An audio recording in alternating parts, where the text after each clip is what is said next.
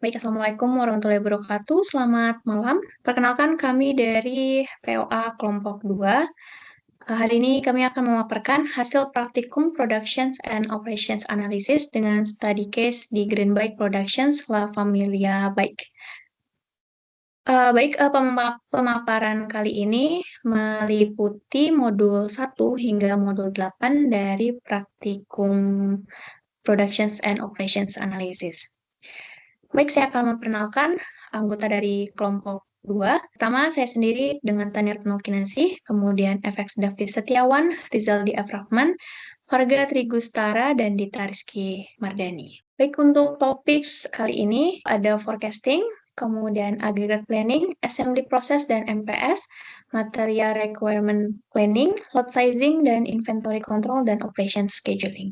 Baik, yang pertama adalah forecasting. Forecasting ini adalah peramalan atau teknik peramalan atau memperkirakan nilai dari suatu variabel berdasarkan data history. Dengan kata lain, forecasting adalah memprediksi nilai masa depan berdasarkan dengan data history.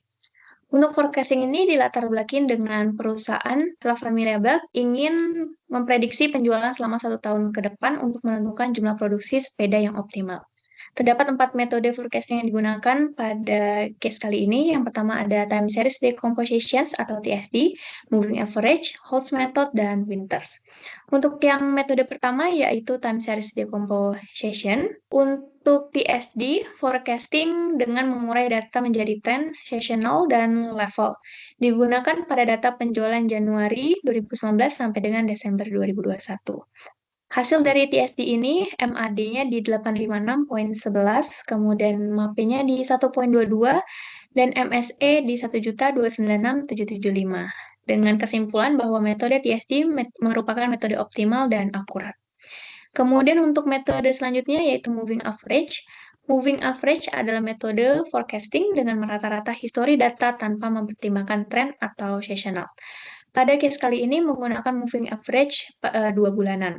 Untuk moving average, hasil akurasinya yaitu MAD di 2788.91 dengan MAP-nya di 3.73 dan MSE di 10.726.127 dengan kesimpulan metode masih terbatas untuk data musiman. Kemudian untuk metode Holtz, yaitu forecasting dengan mempertimbangkan tren dalam prediksi. Holtz juga mempertimbangkan level tanpa seasonal menggunakan parameter alpha dan beta sama dengan 0.1. Kemudian untuk Holtz method, forecast dihitung dari penjumlahan level plus trend dengan hasil akurasi MAD di 1813.39, MAP di 2.54, kemudian MSE di 4.933.486.24. Dengan TS dalam rentang minus 4 sampai dengan 4, sampai 4, metode dengan kesimpulan bahwa Holtz method metode valid dan akurat. Selanjutnya untuk metode terakhir di Winters method. Winters method ini adalah metode forecasting dengan mempertimbangkan tren dan seasonal. Memperhitungkan level, tren, dan seasonal menggunakan alpha, beta, dan gamma sama dengan 0.5. Dengan hasil akurasi Winters method, yaitu MAD-nya di 1320, MAP-nya di 1.90, dan MSE-nya di 3.081.960. Dengan kesimpulan, Winters method ini adalah metode tidak bias dan akurat. Berikut ini di tabel ada evaluasi masing-masing perhitungan dari 4 metode forecasting, di mana nilai yang dilihat adalah minimum error-nya dari MAP, MAD, dan MSE. Dengan kesimpulan, metode TSD adalah metode forecasting paling optimal yang digunakan oleh perusahaan La Familia Bike. Dengan memiliki nilai kesalahan terkecil atau minimum error terkecil dibandingkan dengan metode lain. Dengan MAP di 1.22%, yaitu paling akurat dalam skala persentase, dan MAD di 856.11 dengan kesalahan absolut terkecil. Sehingga TSD ini efektif untuk mengidentifikasi pola musiman dan tren, serta proyeksi sangat dekat dengan aktual. Selanjutnya, untuk aggregate planning akan dijelaskan oleh rekan saya. Baik, untuk aggregate planning akan saya jelaskan. Jadi aggregate planning itu adalah proses perencanaan jangka menengah yang bertujuan untuk menentukan tingkat produksi, tenaga kerja, persediaan, dan variabel lain yang dapat dikendalikan untuk memenuhi permintaan yang diprediksi dengan biaya terendah. Nah, di dalam aggregate planning itu ada 4 metode. Yang pertama ada Zero Inventory Plan atau zip, itu produksi disesuaikan dengan permintaan bulanan tanpa stok sisa. Fluktuasi tenaga kerjanya itu tinggi, karena banyak perekrutan dan PHK karena naik turun, untuk menyesuaikan stok bulanan. Nah, untuk total biayanya itu ada di sekitar 215,19 miliar, dan untuk dampak positifnya itu minim biaya penyimpanan karena kita tidak stok, dan untuk kekurangannya biaya tenaga kerja itu tinggi karena tidak stabil, ada fluktuasi tenaga kerja tadi. Nah, untuk yang metode kedua ada Constant Workforce Plan atau CWP, itu menjaga jumlah tenaga kerja dengan tetap sepanjang tahun, menghasilkan stabilitas SDM, namun memicu biaya penyimpanan akibat kelebihan produksi. Nah, di situ itu produksinya itu tetap setiap bulannya, tetapi kelebihan produksi dan akhirnya stok menumpuk. Di situ total biayanya itu ada di sekitar 244,98 miliar. Untuk kelebihannya stabilitas tenaga kerja dan kekurangannya itu biaya penyimpanan yang sangat tinggi karena ada kelebihan stok produksi setiap bulannya yang mengakibatkan stoknya tadi menumpuk ya. Nah, untuk metode ketiga ada mix strategi, itu overtime plus loss of sales. Nah, jadi di situ produksi itu menyesuaikan dengan lembur, namun ada resiko kehilangan penjualan saat permintaan tidak terpenuhi. Nah, jika kita kekurangan produksi, dampaknya itu kita kehilangan penjualan karena kita tidak bisa menutup permintaan atau tidak bisa memenuhi permintaan dalam bulan tersebut. Nah, untuk total biayanya itu ada di sekitar 223,94 miliar. Dampak positifnya itu tidak perlu rekrutasi tambahan, tetapi kekurangannya itu resiko kehilangan pelanggan karena kita menyesuaikan dengan lembur. Untuk metode yang keempat itu ada mix strategi, itu overtime plus subkontrak. Nah, di metode ini itu mengkombinasikan antara lembur dan produksi oleh pihak ketiga untuk fleksibilitas tinggi dengan total biaya terendah di antara semua metode. Nah, di sini itu fleksibel tanpa rekrutasi untuk pekerjanya atau karyawan. Nah, untuk total biaya ada di 165,86 miliar. Dampak positifnya itu biayanya itu paling rendah dan fleksibel karena bisa menyesuaikan jumlah kebutuhan atau produk yang harus diproduksi dalam setiap bulannya. Kekurangannya, biaya subkontrak perlu dikontrol karena kita ada subkon kepada pihak ketiga untuk menyesuaikan produk yang akan kita produksi setiap bulannya itu. Nah, dari evaluasi hasil perhitungan 4 metode di aggregate planning itu, yang dicari adalah cost termurahnya. Nah, minimum cost-nya itu ada di mix strategi, overtime, plus subkontrak. Nah, itu dipilih karena total biayanya paling rendah sebesar 165,86 miliar. Alasannya, menggabungkan fleksibilitas lembur dengan dukungan subkontrak dari pihak ketiga tadi untuk memenuhi permintaan tanpa perlu untuk menambah tenaga kerja. Nah, untuk yang kedua, biaya operasionalnya itu paling efisien. Dia 33% lebih hemat dari ZIP dan 47% lebih murah dari metode CWP.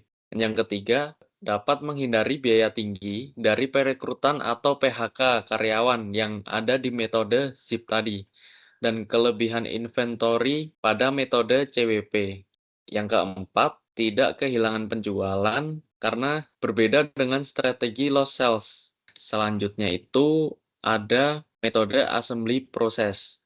Assembly process ini adalah proses menyatukan berbagai komponen menjadi satu produk akhir yang siap digunakan atau dijual. Itu finish produknya. Nah, dalam proses ini digunakan mesin, peralatan, dan atau tenaga kerja untuk merakit material dan komponen dalam urutan yang telah ditentukan atau sudah di-planningkan. Jika terjadi kesalahan dalam perakitan yang tidak segera dideteksi, hal ini bisa menyebabkan kerugian waktu dan biaya pada tahap berikutnya karena dampaknya itu domino, juga berdampak pada kualitas produk. Jadi 3 tahapan utama dalam proses perakitan itu ada assembly chart, kemudian product structure, bill of materials. Nah, di assembly chart itu disebut juga Gosinto chart.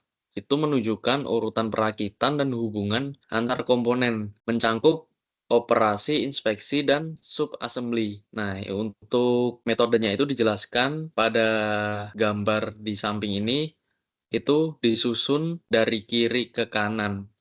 Jadi contoh itu yang paling kiri atas itu G plus BR, itu sama dengan SSA1. SSA1 itu ditambah dengan B, itu menjadi SA1. Seperti itu sampai proses selanjutnya. Nah, untuk product structure-nya itu menggambarkan hubungan hierarki, komponen, dan kuantitas bahan, kemudian disusun dari kanan ke kiri untuk product structure-nya ya, itu berbeda dengan yang proses sebelumnya. Jadi di sini setiap komponen memiliki dua atribut, W itu komponen number dan M itu jumlah dari kuantitasnya. Di situ levelnya dia semakin kecil berarti dia mendekati finish product. Untuk assembly proses yang selanjutnya itu ada bill of materials. Nah, fungsinya itu menentukan kebutuhan material, yang kedua ada menjadwalkan produksi, yang ketiga menghitung biaya secara akurat. Strukturnya itu dari bill of material ini disusun secara multi-level, secara hierarki, dimulai dari final assembly A4 hingga ke komponen dasar. Nah, untuk total komponen dasar itu ada 22 item di tabel yang ada di bills of material ini. Nah, jumlah tertinggi itu ada 30 buah. Di situ ada di spokes, dan bill of material ini mendukung proses perakitan sistematis dan efisien. Selanjutnya akan dilanjutkan oleh rekan saya. Baik, kita lanjutkan setelah sudah melakukan forecasting, kemudian juga sudah melakukan aggregate planning, dan dilanjutkan dengan menjabarkan proses assembly-nya. Sekarang kita masuk ke dalam proses master production schedule, di mana di sini kita akan melakukan perencanaan produksi menggunakan MPS atau master production schedule. Di sini MPS itu berfungsi sebagai penghubung antara permintaan pasar dan juga kapasitas produksi, di mana pada MPS kita bisa lihat alokasi sumber daya dan juga penjadwalan produksinya. Contoh dari MPS bisa kita lihat pada kiri kanan bawah layar sebagai salah satu contoh penjabaran dan penulisan MPS. Pada kasus La Familia Bike, di mana melakukan proses produksi dari Green Bike, kita dapat bisa lihat karakteristik MPS-nya. Perusahaan tersebut adalah stok awalnya berjumlah 500 unit, kemudian sistemnya menggunakan lot size 1, artinya produksi per unit, kemudian lead time produksi sebanyak 1 bulan, safety stock sebanyak 8.750 unit, kemudian DTF atau Demand Time Fence sebanyak 4 periode, dimulai dari Januari hingga April, PTF-nya atau Planning Time Fence-nya sebanyak 8 periode. Dari perhitungan MPS perusahaan La Familia Bike, kita dapat lihat hasilnya di mana permintaan aktual dari Greenback tersebut itu lebih kecil daripada forecast yang sudah dilakukan sebelumnya.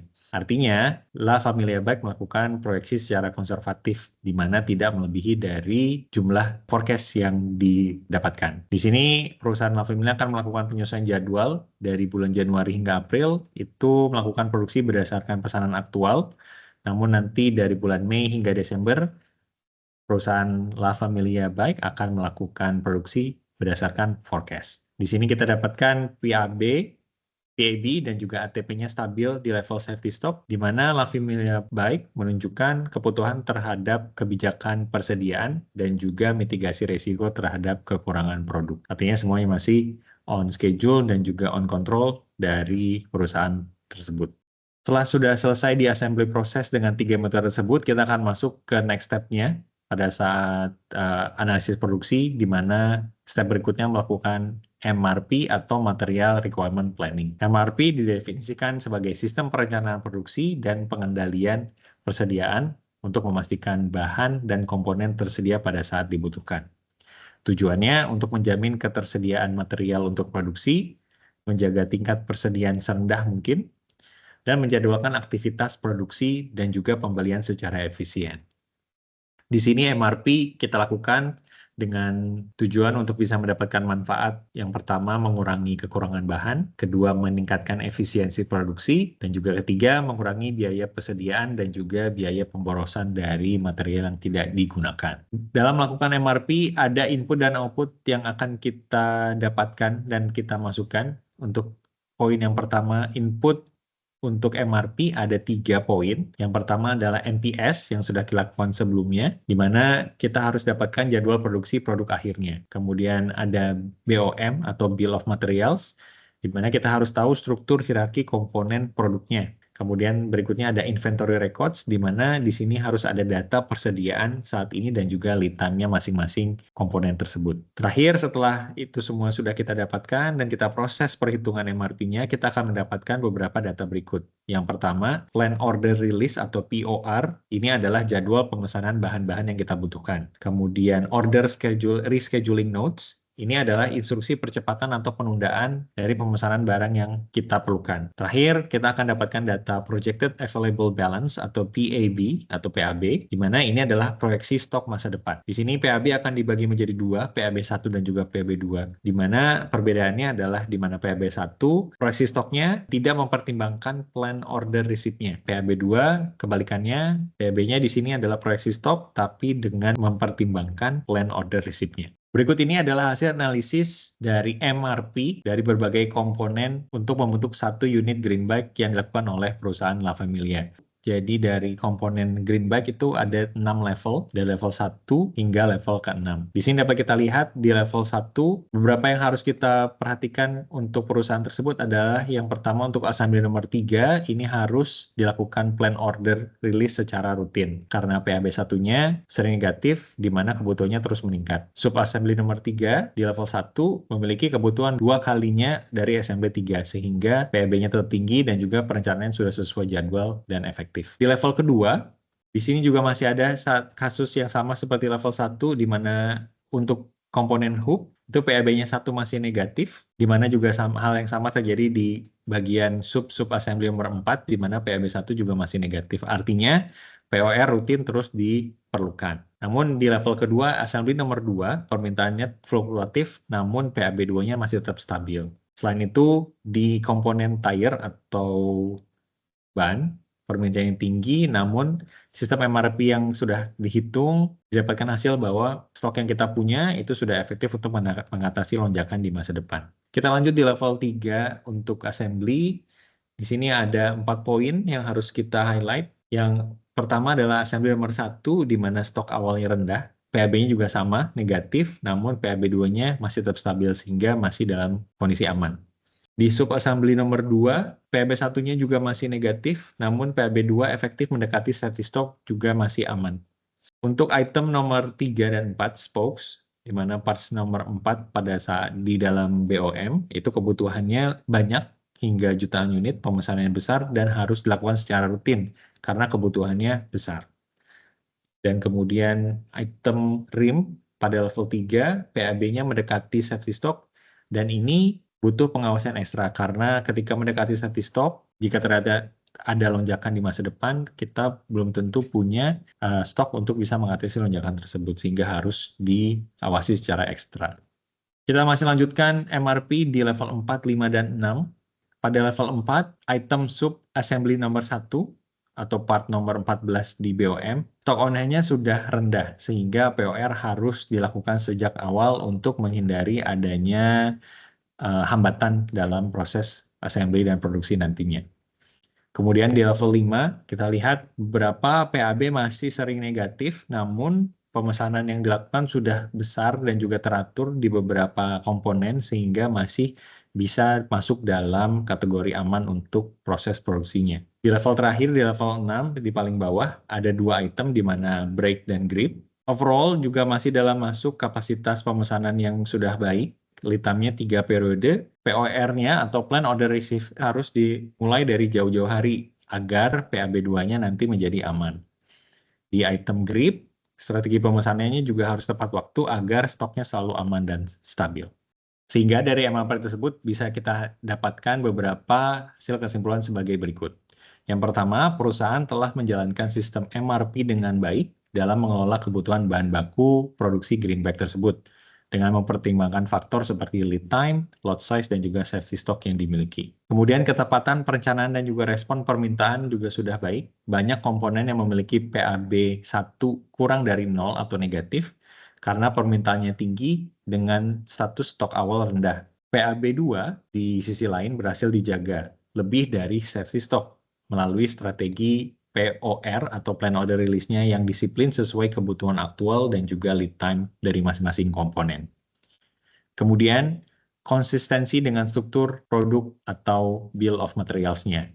Perhitungan kebutuhan antar level telah proporsional dan juga akurat. Jadi MRP yang sudah kita dapatkan ini mencerminkan kebutuhan real produksi secara konsisten. Efisiensi strategi lot sizing juga sudah dilakukan, di mana perencanaan pemesanan disesuaikan untuk menghindari overstock atau kelebihan stok, namun tetap menjaga ada tetap buffer stok. Pada saat lot sizing juga dilakukan beragam ukuran lot dari 30 hingga 100 unit untuk mengoptimalkan tiap komponen yang akan dipesan.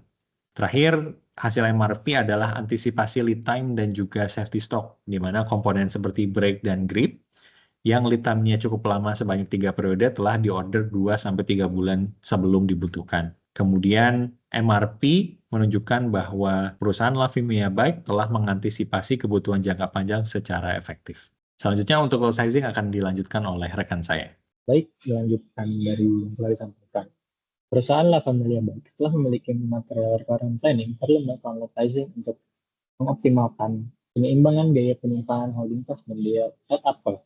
Kemudian meminimalkan total biaya persediaan dan menyesuaikan kebutuhan aktual produksi dalam setiap periode. Adapun 4 metode lot sizing yang akan digunakan oleh perusahaan Lavimia Bike. Yang pertama adalah part period balancing atau PPB, di mana PPB akan menyamakan biaya penyimpanan dan setup untuk optimalisasi yang dinamis berkaitan dengan progresnya.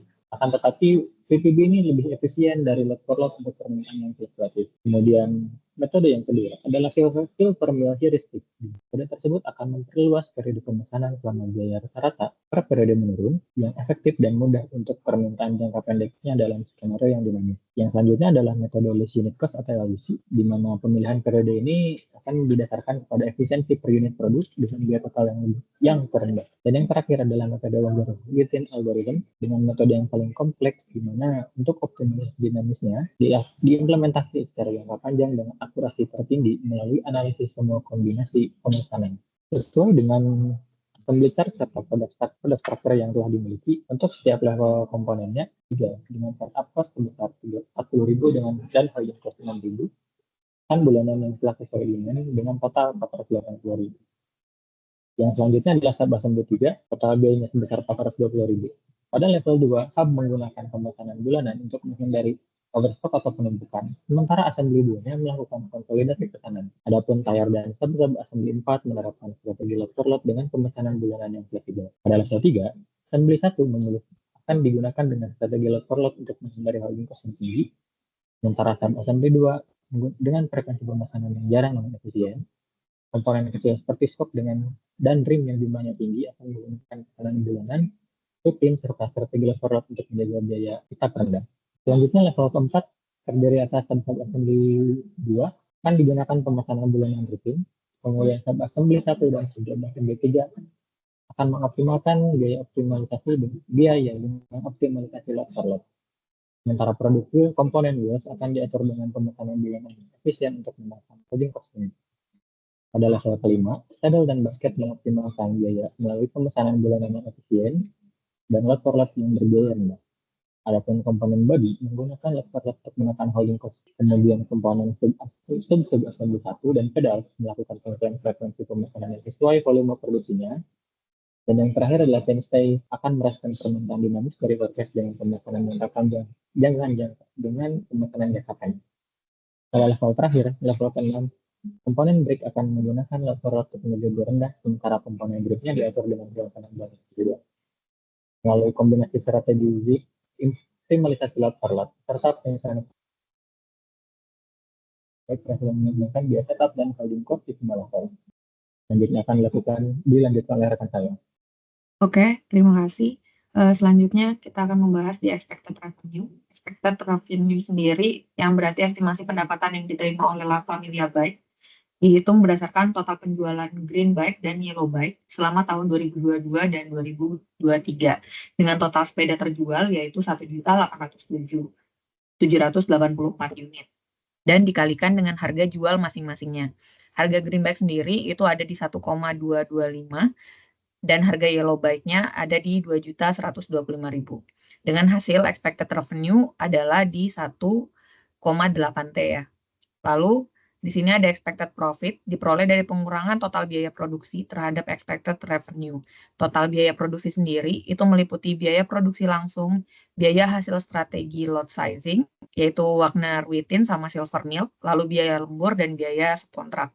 Dengan total biaya produksi di 633 T dan expected profit di hasil pengurangan tersebut di 1,2 T. Lalu dengan adanya rencana investasi untuk mengantisipasi peningkatan volume produksi ke depan, rencana pembangunan itu ada di pabrik produksi kecil dengan nilai 102 M dengan gudang kecil di 96 M. Dengan alasan investasi, volume produksi tinggi yang menyebabkan butuh tambahan kapasitas produksi dan penyimpanan. Lalu rasio profit terhadap investasi adalah 16 kali, sehingga investasi dinilai layak dan terjangkau.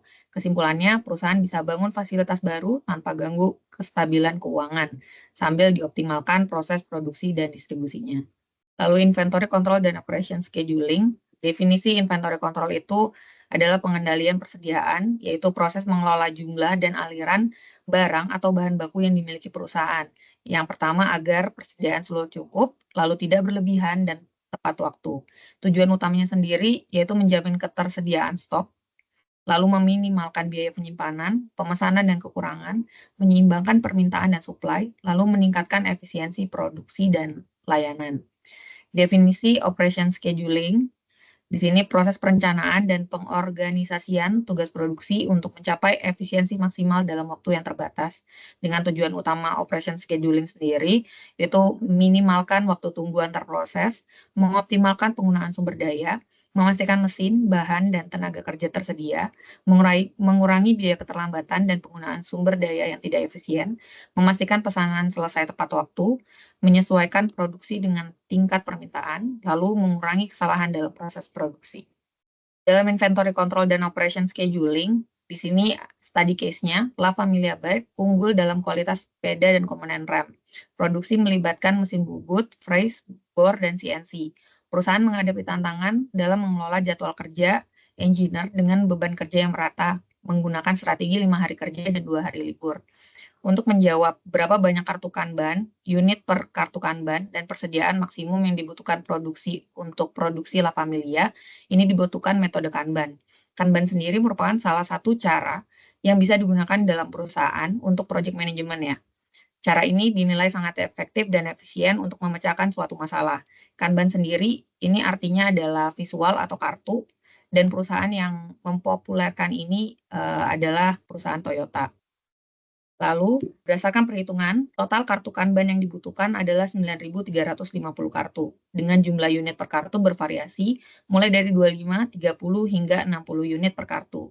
Contohnya, komponen basket membutuhkan 496 kartu dengan total maksimum inventory 322.123 unit. Lalu, di operation scheduling ini ada Gantt. Gantt sendiri ini digunakan untuk mengelola jadwal kerja.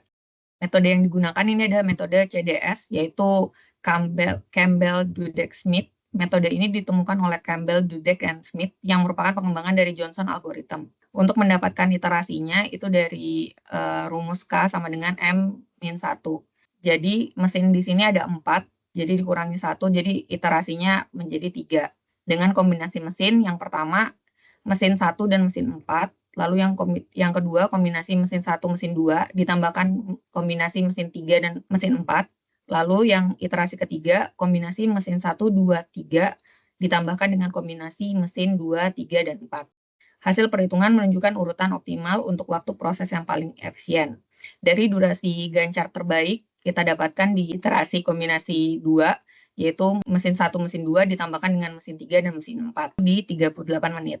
Lalu masuk ke operation scheduling, penjadwalan pekerja dengan 2 hari libur berturut-turut. Ini kita menggunakan Lingo, yaitu software pengoptimalan yang biasa digunakan untuk menyelesaikan masalah pengoptimalan linear, yang termasuk masalah alokasi sumber daya yang kompleks, yang dalam hal ini menjawab penjadwalan karyawan. Lalu, dengan hasil 85 pekerja optimal per minggu, dengan total biaya gaji Rp430.727.385. Pembagian jadwal kerja yaitu 9 pekerja Senin Jumat, 15 pekerja Selasa dan Sabtu, dan lain-lain. Sistem ini memastikan pembagian beban kerja yang efisien dan merata. Lalu untuk menghitung production capabilities, di sini menghitung kemampuan produksi berdasarkan working hours dan waktu produksi unit. Di sini menjawab pertanyaan dari study case di poin nomor 2 dan 3, apakah safety stock dalam MRT itu sudah sesuai dengan kemampuan produksi La Familia. Di sini didapatkan kalau misalnya kita produksi dimulai setelah satu produk finish itu tidak memenuhi safety stock, yang dimana pada Januari dan Februari itu 204 dan 240 unit, sedangkan kebutuhan di 252 unit, berarti safety stock-nya tidak terpenuhi. Lalu jika kita mulai paralel production ongoing itu mampu memenuhi dan melebihi safety stock. Sebagai contoh di Januari itu 680 unit dan 800 unit pada Februari, sehingga melebihi safety stock-nya. Kesimpulan analisis produksi, yang pertama metode forecasting terbaik yaitu di TSD dengan memiliki performa terbaik di MAPE terendah 1,22%, MAD terkecil 856,11. TSD sendiri mampu menangkap tren musiman dalam data dan cocok untuk perencanaan produksi sepeda ke depan. 2. Strategi produksi optimal yaitu strategi overtime dan subkontrak. 33% lebih hemat dibanding ZIP dan 47% lebih hemat dibanding CWP.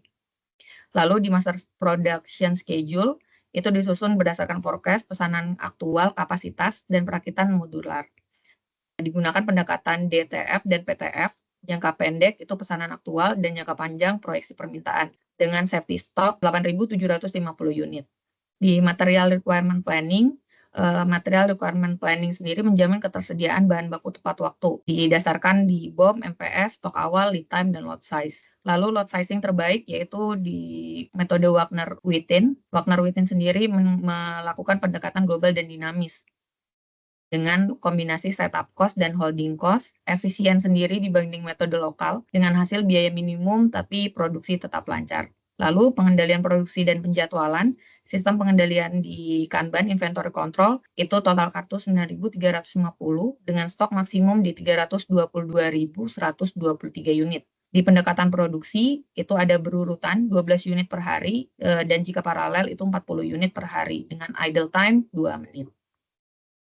Oke, itulah tadi pemaparan dari kami dari kelompok 2. Semoga bermanfaat dan bisa menjadi referensi buat rekan-rekan semua. Mohon maaf jika ada kesalahan kata, kami tutup presentasi ini. Wassalamualaikum warahmatullahi wabarakatuh.